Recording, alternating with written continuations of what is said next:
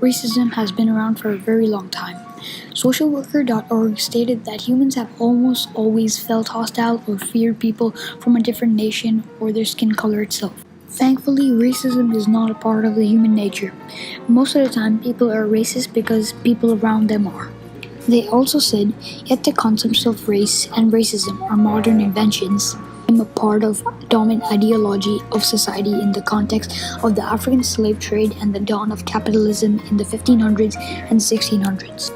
Right after, they said that racism is a part of oppression or cruelty. Racism starts with a group of people which are formed on the mindset that was passed on by someone else about people's skin color or other traits about them. That mindset soon influenced other people, and that's how it has grown to what it is today. Now, I will be stating events and talking about articles about racism. Racial profiling perpetuates negative stereotypes and the unfair treatment of people. For example, a black couple talked about their experience that they had with racial profiling. They said that they were driving on the highway when it was their 40th anniversary, where the cops pulled them over to check if the couple had any drugs or any illegal substances in their car. They were escorted outside the car, then the police officers started going through everything they had in the car and started making a mess. The lady had to relieve herself in the car where there was a toilet, but they said no. The lady had to do it on the highway and she was very uncomfortable. Another incident with racial profiling is when CNN talks about how Muslim people are getting stopped at the airport just because of their race. CNN states that people who are Muslim get stopped at airports way too often since people from other religions or ethnicities say or think that they might do something wrong or illegal. They said it seems that now someone called Barack Hussein Obama can be pulled aside and patted down merely because of his name. Just because their name sounds funny, they will get pulled aside, which is a clear sign of racial profiling. Personally, I think that having to be pulled aside just because of your race at the airport is stupid. Just because any person who is any race, any ethnicity.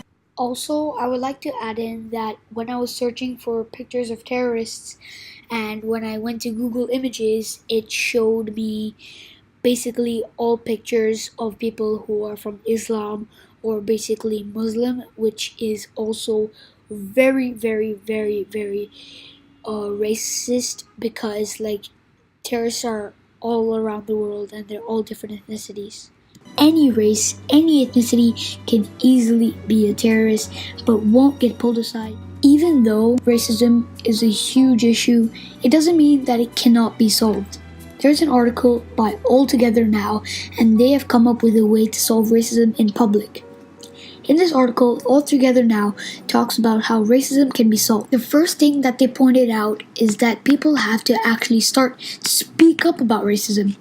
They recommend not to tell that person that they're actually a racist because that person will start to get defensive and won't listen to anything that anyone says.